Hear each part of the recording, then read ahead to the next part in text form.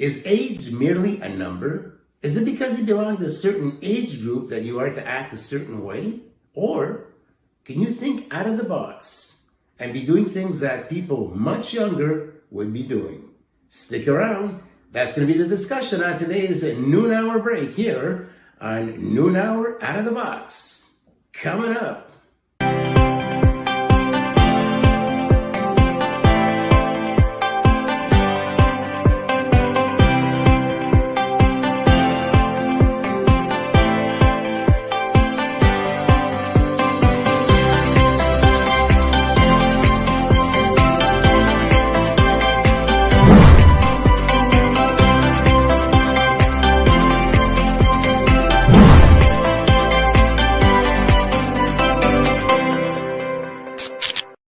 Hey, welcome back to Noon Hour Out of the Box, episode 3, to our quirky, unscripted, sometimes unconventional 15-minute podcast. I'm so happy that you're here with us. I want to give a big thank you to Jenny DuHaime, our producer, who makes all this happen, and to my co-host, Mr. Robert D'Alessio. Let's bring him on.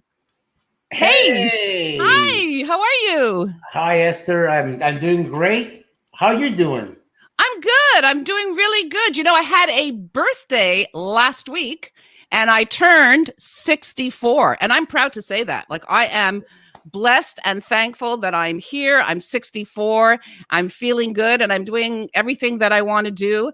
Yet I get comments like, oh, you look really good for your age. And I'm trying to understand what that means. It's almost like a kind of derogatory and patronizing. Like, what is my age supposed to look like? I mean, I appreciate what people think is a compliment, but it's almost like I believe I look like me. It's not a matter of my chronological age. So I do take issue with that. And, you know, even like marketing products like anti-aging, like what does that mean? Again, it's a derogatory term. Like, aging is something we don't want to experience. I mean, they should call it something like marvelous mature cream or something to that effect, you know? So yeah, I'm happy to have turned 64 and doing all the things that I wanted to do and am doing. And, you know, my motto is my age is not my cage. So, you know, yeah, I take issue with that. I mean, even in acting, I find that, let's say when a role, they ask for somebody to be, let's say, in their 60s. And if I apply, I never get it because I don't appear like what people believe is a stereotypical 64-year-old or 61-year-old.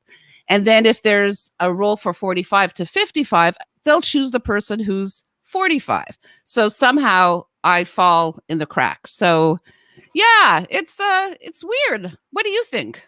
I hope you don't see a problem with that. Well, I don't see a problem in that perhaps I appear youthful. That I'm grateful for. And it's really genetics and just taking care of myself. But I sometimes do take issue with the stereotypes that, you know, people have of people of a certain age. Have you experienced it at all? Or do you have feelings about that?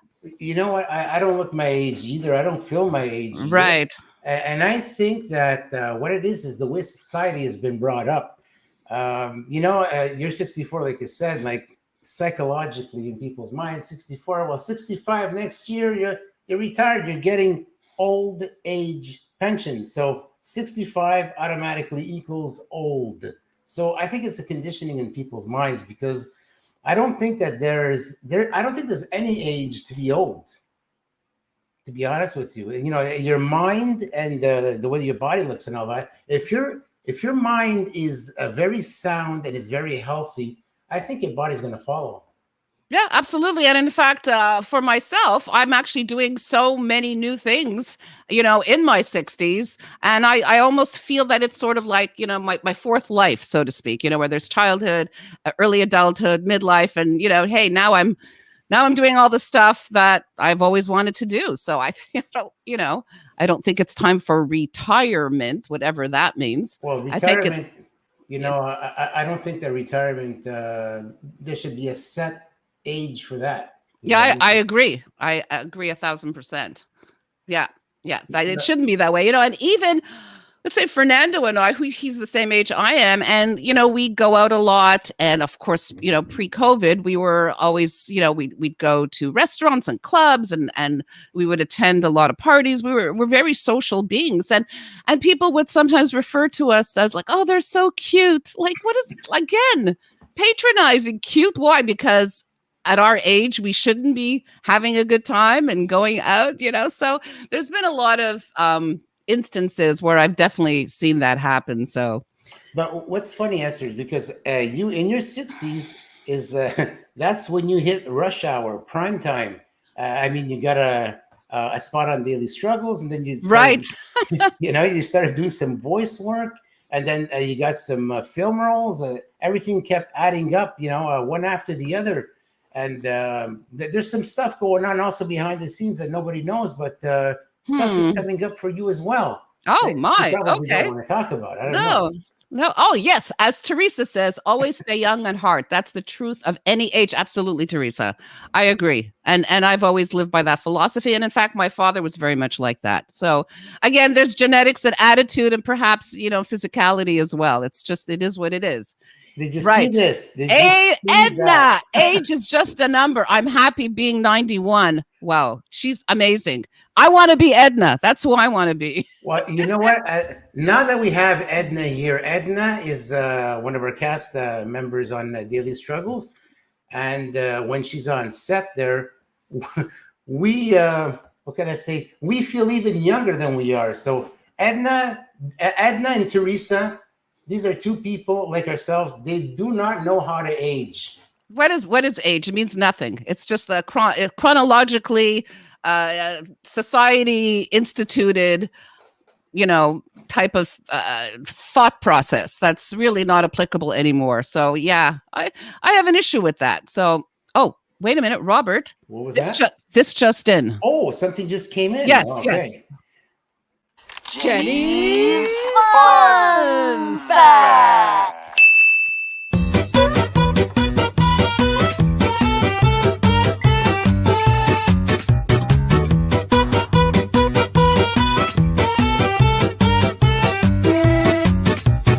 Fun facts.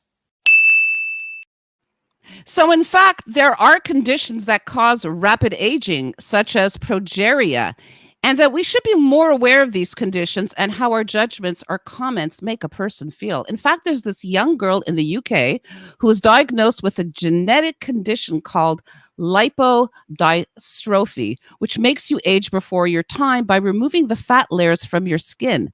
And in fact, after meeting a specialist in the USA, they concluded that both her and her mother, who had the same genetic disorder, did not actually have this condition, but they had that fat layer. And in fact, they had a condition called cutis laxa, which is actually a bit more severe and affects the organs as well.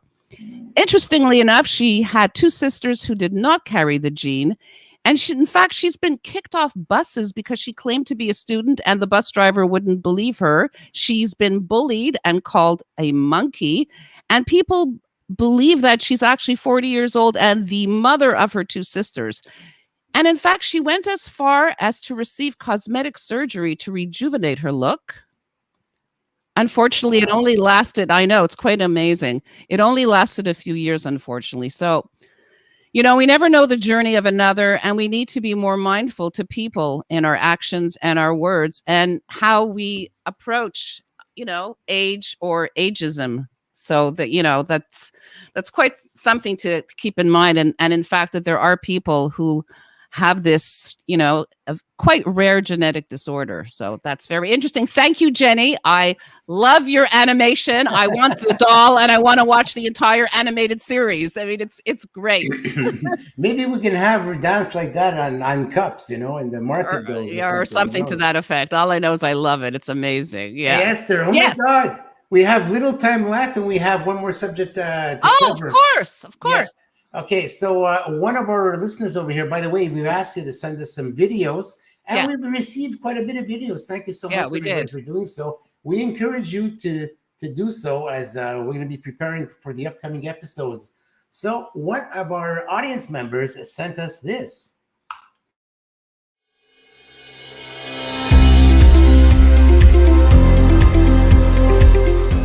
times you'll call a professional office and the person answering you seems bothered. They seem bothered by the fact that you're asking them a question.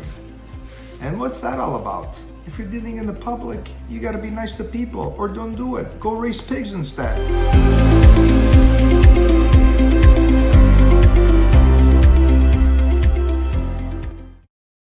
Hilarious. Yeah. Glorious pigs. That sounds lucrative.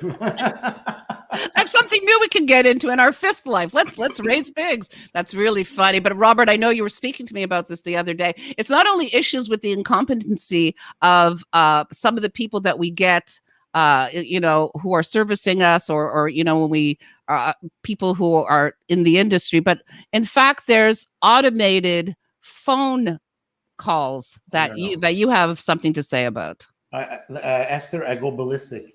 They say that we've made progress. I'm sorry. I think that we have backed up many, many years. They've cut on personnel, they cut on customer service, and they think that they're raking in profits and all that. They lose customers like me. I can't repeat here on the air what a tirade, what I say during one of my tirades. I just totally lose it, because you have to push, well, we all know, right? You have to push this menu, then into a sub menu, then into a sub menu. Goes on and on. Before, if you're patient enough, it's going to take you 20 minutes to actually go through all of these menus and sub menus, and then you got to wait on the phone for someone to be available. That can take another 20 minutes. I don't have all day. I'm sorry. So you know what? I don't think we made any progress. I think we went backwards. So, it's the what we perceive sometimes is the incompetency of some service people versus having automated phone systems. And I know myself, I've gone, pharmacies where I'm reordering medication, and press 1 for this, press 2, press the numbers on the upper left-hand side to receive your prescription. And then they give you the options. Do you want it delivered? Do you want to pick it up? Do you want to pick it up early? You just if I press the wrong button, all hell breaks out. So yeah, it is frustrating. It's supposed to be more helpful, but yeah, it can be. And Teresa saying now it's all about money. The turnaround is incredible. People don't believe in working 20 plus years in a company anymore. If they are not happy, they quit. That's true. I've seen that. I always press 0. Yeah, exactly. But seriously, speak to a human. That's the only way. Press 0. But now these automated systems have gotten smart, because 0 doesn't work anymore. And really? In a lot of cases, anyway.